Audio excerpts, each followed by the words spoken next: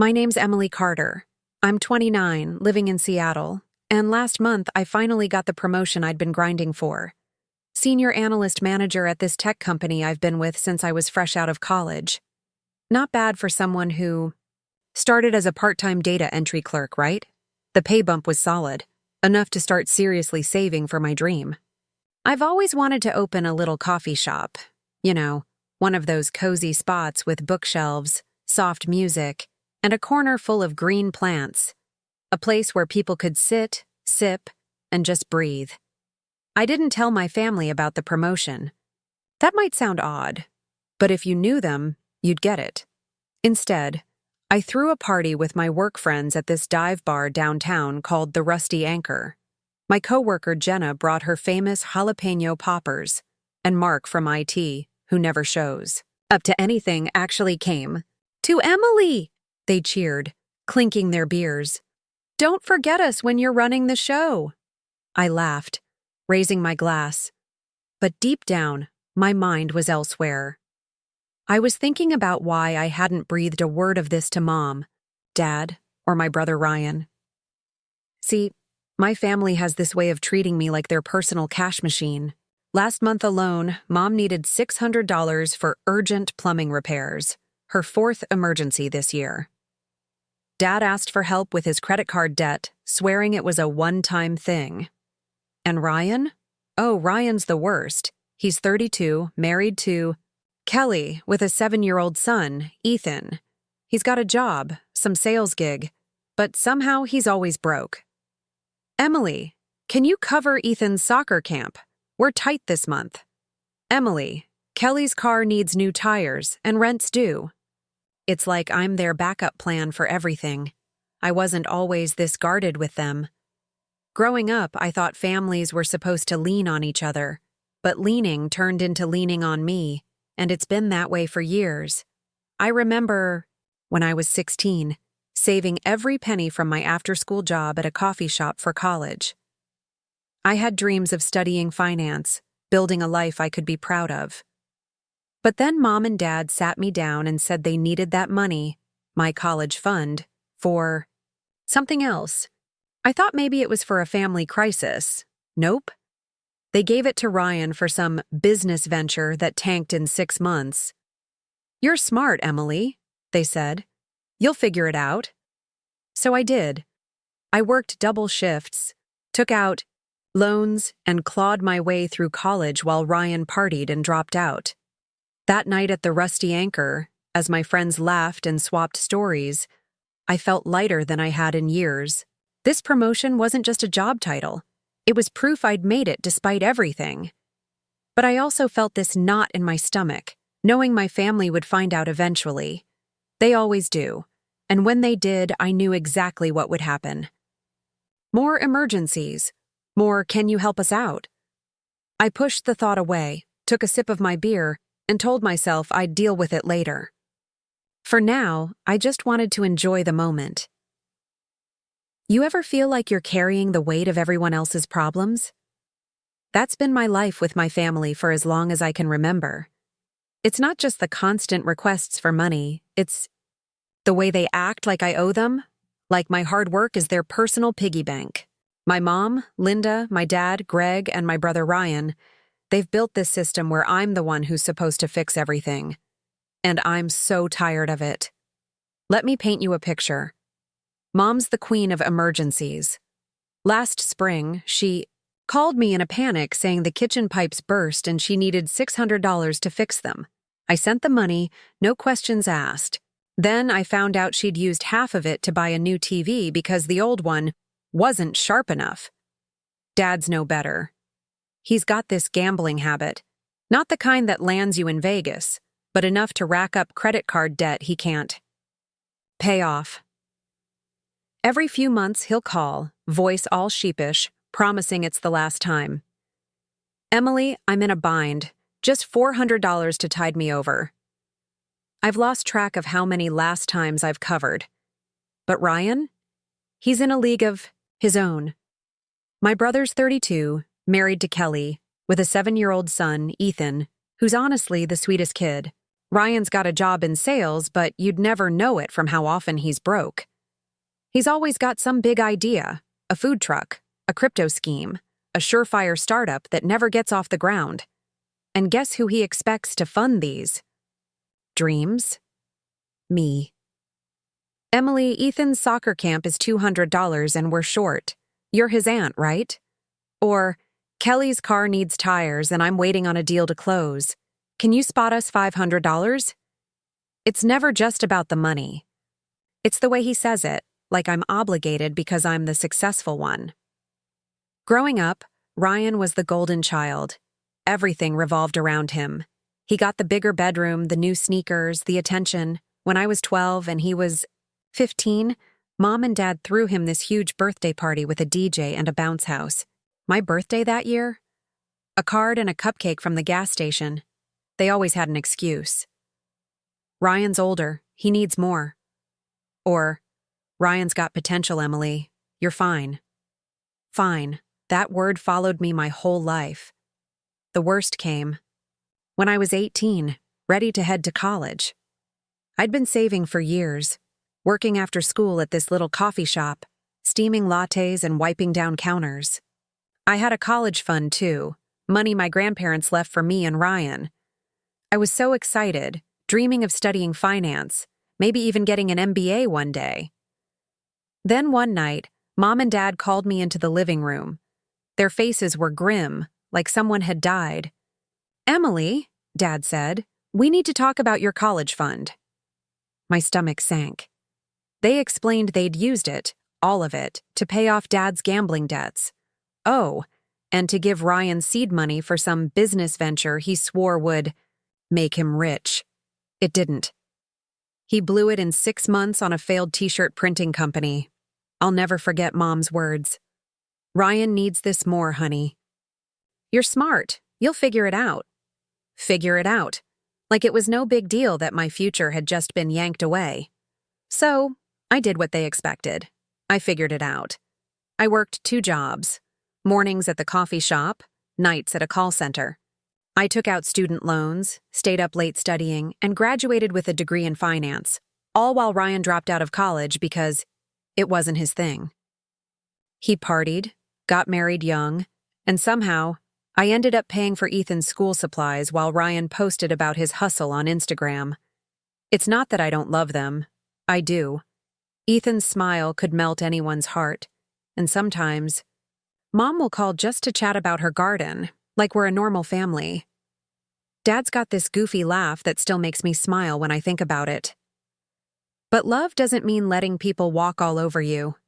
By the time I got that promotion, I'd been bailing them out for years, thousands of dollars, countless just this once favors.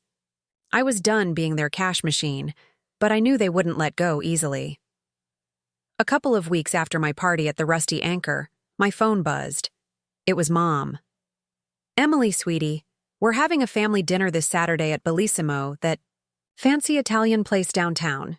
It's a surprise, so don't tell anyone, okay? Be there at 6:30 and dress nice. My heart skipped a beat. Bellissimo? That place was way out of our league. We were more of a Denny's family, maybe Olive Garden if we were feeling fancy. Why a place like that? What's the occasion? I asked. Mom just laughed. You'll see. Just show up. I hung up, a pit forming in my stomach. Something felt off. My family didn't do surprises, not for me. But maybe, just maybe, Ryan had landed a deal, or Kelly got a promotion. I pushed the doubt aside and told myself to go with it. Big mistake. Saturday rolled around and I still couldn't shake the uneasy feeling about this family dinner. Bellissimo wasn't just fancy. It was the kind of place you'd see tech bros celebrating IPOs or couples getting engaged over $50 plates of pasta. My family was more likely to argue over who ate the last slice of pizza at home. So why were we meeting there? I put on a nice dress, a navy one I'd bought for a work conference, and called an Uber. Maybe I was overthinking it. Maybe Ryan had finally closed one of his big deals, or Mom wanted to do something special. I wanted to believe it, but deep down, I knew better. When I walked into Bellissimo, my jaw hit the floor. The place was stunning. Marble floors, chandeliers that sparkled like diamonds, waiters in crisp white shirts gliding between tables. But what really stopped me was the sight of my entire extended family, all 25 of them, packed into a private dining room. Aunt Susan from Portland, Uncle Dan from California, cousins I hadn't seen since I was a kid. They were all there, dressed to the nines, sitting around a long table covered in silk linens and crystal wine glasses. I felt like I'd stepped into someone else's life. "Emily!" Mom waved me over, her voice loud enough to turn heads. "Over here, sweetheart." I made my way to the empty chair next to her, my heart pounding. There was a little name card with Emily Carter, written in fancy calligraphy. Everyone was staring, smiling, but something about their smiles felt off. I whispered to Mom, "What's going on? Why is everyone here?" She just patted my hand and gave me this look I couldn't read, like she was in on a joke I didn't know. Then she stood up, clinking her fork against her wine glass. The room went quiet. "Thank you all for coming tonight," she began, her voice sweet but sharp, like honey with a bite. "We're here to celebrate something truly special. Our Emily has gotten a big promotion at her fancy tech job." The table erupted in applause, and I froze. My stomach twisted into knots. I hadn't told them. Not a word. How did they know? Mom kept going, her smile widening. Now, Emily didn't bother sharing this news with her own family. She celebrated with her work friends instead. Didn't she? But we found out anyway. Ryan leaned forward, smirking. "Saw it on LinkedIn, Em. Your buddy Mark tagged you in a post. Real classy, keeping it from us." I wanted to sink through the floor. This wasn't a celebration. It was an ambush. Mom raised her glass, her eyes locked on mine. "So tonight, we're doing it right. Order whatever you want, folks. The priciest dishes, the best wines. Nothing's too good for our Emily, our family's cash machine." The room exploded with laughter, loud and cruel. My face burned. I gripped my water glass so tight I thought it might crack.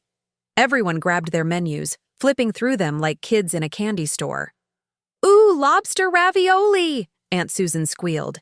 "They've got Wagyu steak, $120 a plate." Uncle Dan called for 3 bottles of some vintage Chianti that probably cost more than my rent. I sat there, silent, watching them order like they were at an all-you-can-eat buffet with my credit card. Dad, who'd been quiet, suddenly piped, up pointing at the menu. "Let's get the truffle pasta for the table, and another bottle of that wine." Cousins I barely knew were ordering appetizers, desserts, things they couldn't even pronounce. My cousin Tyler, who I swear hadn't said 10 words to me in a decade, asked the waiter what crostini was, then ordered 2 plates of it. Ryan's wife, Kelly, giggled as she added a seafood tower to the list. "Ethan loves shrimp, don't you, buddy?" she said, even though Ethan was busy playing on her phone. An hour in, the table was a circus. Plates piling up, wine glasses, clinking, everyone talking over each other. I hadn't ordered a thing. Just water. My appetite was gone, replaced by this hot, heavy anger in my chest. This wasn't about celebrating me. It was about putting me in my place for daring to keep something private. The restaurant manager, a woman in a sleek black suit, approached our table and leaned down to Mom. "Excuse me, ma'am," she said softly. "The bill is becoming quite substantial. May I ask who'll be handling it this evening?" Mom didn't hesitate. She pointed at me, loud enough for everyone to hear. "Oh, Emily's got it. She's our cash machine, after all." Another round of laughter, even louder this time. Ryan slapped the table, grinning. Aunt Susan actually clapped. I felt like I was shrinking, like the room was closing in.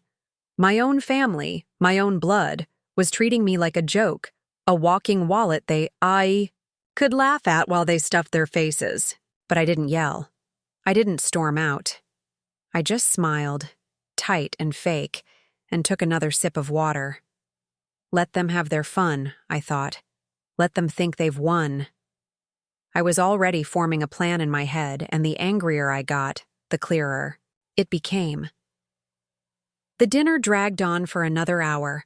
Uncle Dan ordered a second dessert to try the tiramisu.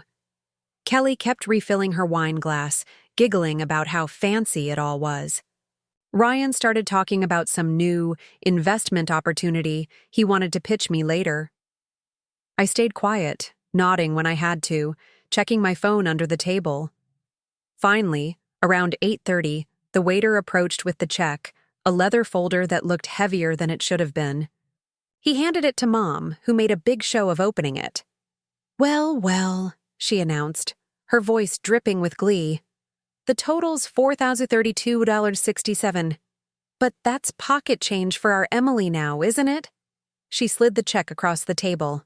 To me, her eyes daring me to argue. I picked it up, glanced at the number, and set it back down. "I need to use the restroom," I said, grabbing my purse. "I'll be right back." Dad called after me.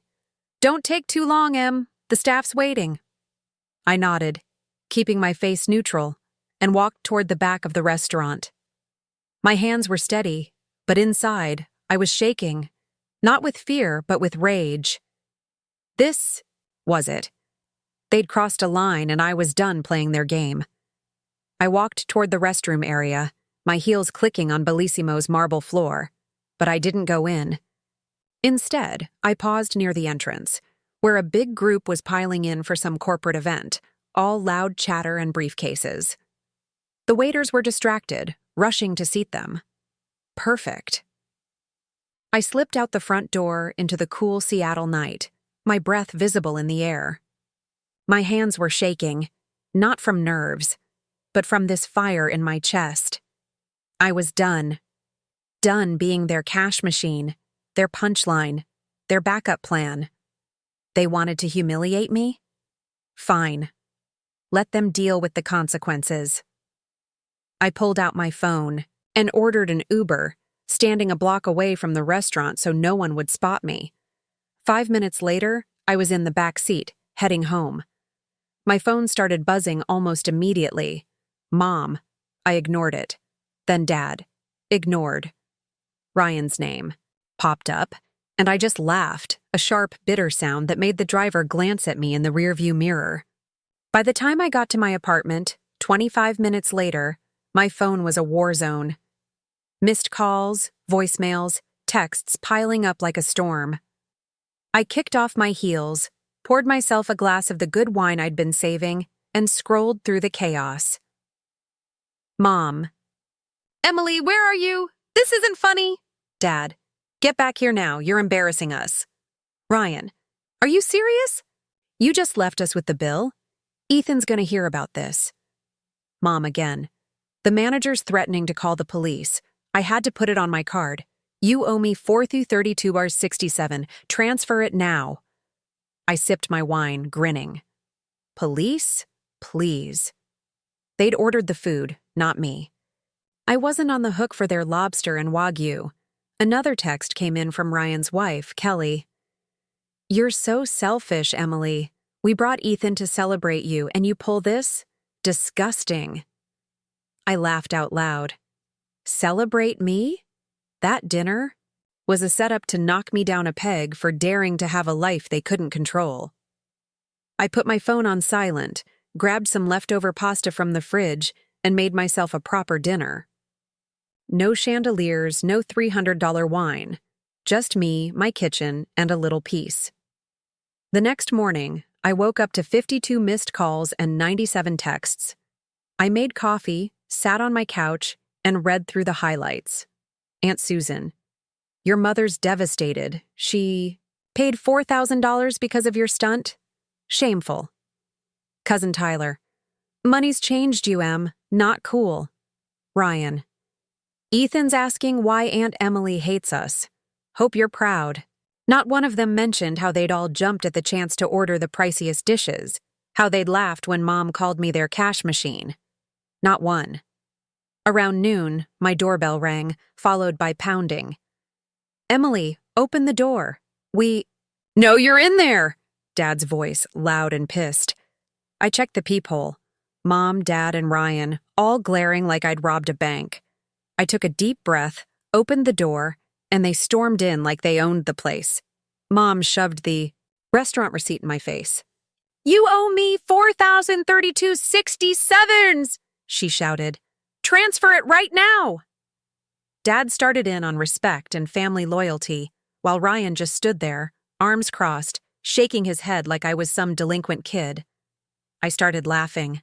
I couldn't help, and they stopped, staring at me like I'd lost it. "What's so funny?" Dad snapped. "This," I said, waving my hand at them.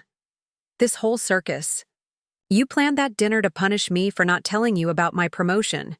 You invited 25 people, told them to order whatever they wanted, and announced I was your cash machine in front of everyone.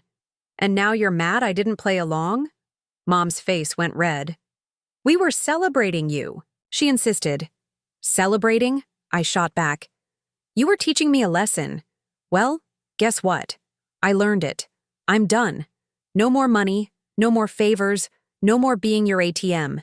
You want to treat me like a joke? Fund your own lives." The room went silent. They looked at me like I'd grown horns. Ryan finally spoke, his voice shaky. "You can't do that. I've got Ethan, bills, plans. We're family." "Family?" I said, my voice steady now. "When's the last time you acted like it? When you took my college fund for Dad's debts and your failed t-shirt business? When I worked 2 jobs to pay for school while you partied? When I needed a place to crash after college and none of you offered? No, family doesn't work like that. You don't get to use me and call it love." Mom clutched her purse, dramatic as ever. "After everything we've done for you." "What, exactly?" I cut her off. "Make me feel like I'm only good for what I can pay for? Thanks. But I'm good." Dad tried to say something, his face softer for a second, but Mom shot him a look, and he shut up. I walked to the door and held it open. "Get out. Consider that $4,000 a lesson in consequences. Maybe next time you'll think twice before humiliating someone who's been bankrolling you for years." They left, too stunned to argue. Mom muttered something about disrespect, Ryan glared, and Dad just looked sad, like he wanted to say more but couldn't. I closed the door, leaned against it, and let out a long breath. My heart was racing, but I felt lighter than I had in years. I'd finally said it. I'd drawn the line. But I knew this wasn't over. Not by a long shot. The days after that showdown with my family were weirdly quiet, like the calm after a storm. My phone kept buzzing for a while. Texts, voicemails, even emails from relatives I hadn't talked to in years. But I didn't engage. I'd said my piece, drawn my line, and for the first time in forever, I felt free. Not free like I'd won the lottery, but free like I could finally breathe without someone asking me for something. I turned my focus to what mattered: my job, my dreams, and building a life that was mine. My family didn't let it go easily, though. Ryan took to Instagram, posting cryptic stories about family betrayal and how money changes people. One post had a picture of Ethan in his soccer uniform with the caption, "Some people don't care about the kids they claim to love." It was so obvious who he meant, and his followers ate it up, leaving comments like, "Stay strong, man," and "You deserve better." Mom sent long, guilt-trippy texts. "I can't believe you'd do this to me after I paid $4,000 for your dinner. Your father's heartbroken." Dad's messages were shorter, almost hesitant. "Emily, this isn't you. Let's talk." I didn't respond. Not because I was cold, but because I was done letting their words pull me back into their mess. The extended family got in on it too. Aunt Susan emailed me a novel about family values and how I'd disgraced Mom. Cousin Tyler, who'd ordered those crostini like his life depended on it, texted, "Heard you bailed on the bill. Low move, Em." I started blocking numbers left and right. If they wanted to paint me as the villain, fine. I wasn't playing that game anymore. Work became my sanctuary. My new role as senior analyst manager kept me busy, and my team was on fire. We landed a huge client that quarter, and my boss hinted at another raise. Every paycheck went into my savings for that coffee shop I'd been dreaming about. A cozy spot with books and plants, where people could feel at home. About 3 months after the restaurant fiasco, I had enough for a down payment on a small condo near a park in Seattle. It wasn't big, but it had a balcony with just enough space for a table, some herbs, and a couple of flowering plants. When I signed the papers, I stood on that balcony, looking out at the trees, and felt this quiet joy. This was mine. No one could take it from me. My new neighbor Jane, a painter in her 50s with a laugh that could light up a room, brought over a jar of homemade lavender tea to welcome me. "You look like someone who appreciates a good brew," she said, handing it over. We ended up talking for hours that day, about art, plants, and the little things that make life sweet. It was such a simple gesture, but it meant everything. Jane didn't want anything from me, no money, no favors. She just wanted to be a friend. Meanwhile, I started hearing bits and pieces about my family through my cousin Mia, one of the few relatives who didn't jump on the hate train. She'd been at the dinner but only ordered a salad, and she called me a week after my blowout with Mom, Dad, and Ryan. I get why you did it," she said. "That whole night was messed up.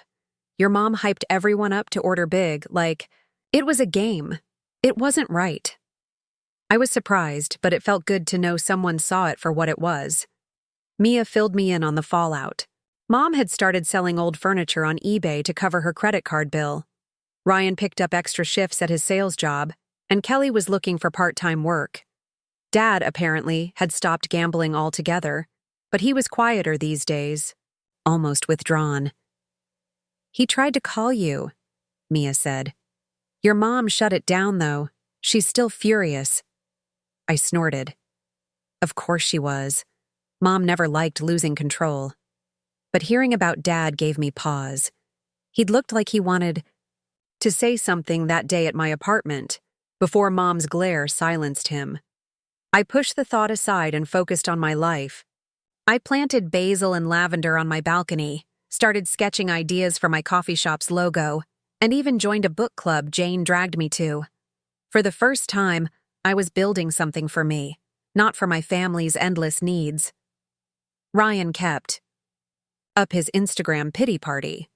One post showed a moving truck with the caption, "Downsizing because some people don't keep promises." I rolled my eyes and kept scrolling. If he wanted to play the victim, that was his choice. I wasn't his bank anymore. But I'll admit, some nights, I'd lie awake, wondering if I'd been too harsh. Ethan's little face would pop into my head, and I'd feel this pang. Was he really wondering why Aunt Emily hated him? I loved that kid. But loving someone doesn't mean you have to set yourself on fire to keep them warm. One afternoon, I ran into an old high school friend, Sarah, at the grocery store. "Emily, I saw Ryan's posts," she said, her eyes wide. "What's going on? You okay?" I sighed and gave her the short version. She hugged me right there in the produce aisle. "Good for you," she said. "I always wondered why you kept bailing them out. Remember when they made you skip your college graduation to drive Ryan to some investor meeting that went nowhere?" I'd almost forgotten that. Sarah's words stuck with me. I wasn't the bad guy for wanting my own life. I was just done being their doormat. 6 months after that dinner, I was settling into my condo, my balcony now a mini jungle of herbs and flowers. I'd framed one of Jane's paintings for my living room, a bright splash of color that made me smile every time I walked by. Work was going great, my savings were growing, and I felt happy. Really happy. My family was surviving without me, which was what I'd wanted all along. They'd have to figure it out, just like I did when they left me to figure out college with no safety net. But part of me wondered what Dad had wanted to say that day. Something told me there was more to this story, and I was about to find out. One quiet Sunday, about 8 months after that disaster at Bellissimo, I found a handwritten letter slipped under my door. No stamp, just my name and Dad's messy scrawl. I hesitated, then opened it, my heart thumping. Inside, he'd poured out something I never expected.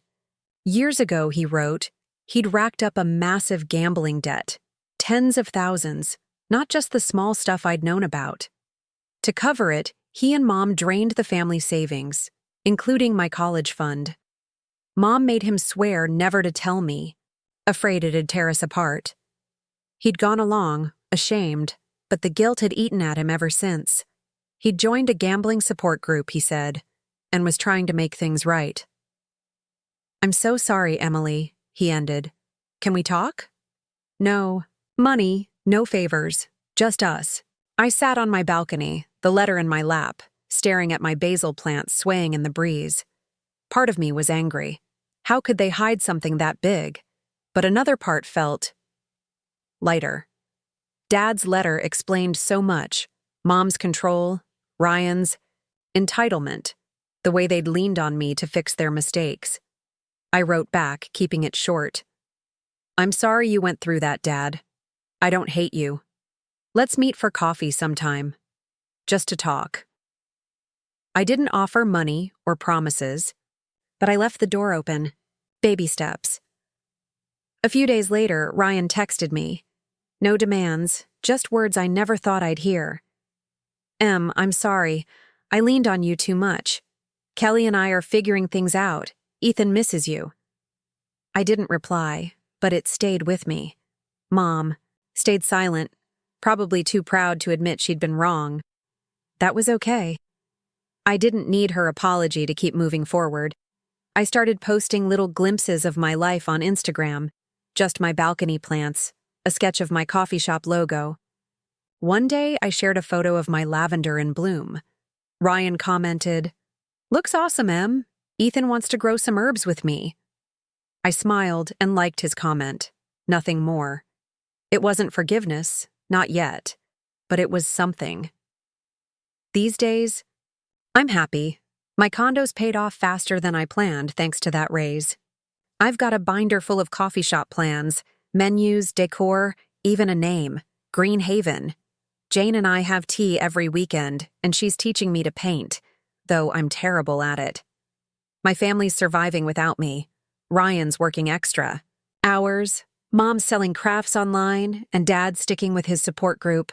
They're learning to stand on their own, just like I did. Looking back, that $4,000 dinner was the best thing that could have happened. It forced me to see I wasn't their cash machine. I was Emily, dreamer, plant grower, future coffee shop owner. Setting boundaries saved my sanity, my savings, and maybe even my family in the long run. They had to see me as a person, not a paycheck. Life's funny that way. Sometimes saying no is the kindest thing you can do for yourself and the people you love. It's not about cutting them off. It's about giving everyone a chance to grow. And every morning, when I water my plants and sip my coffee, I know I'm exactly where I'm meant to be.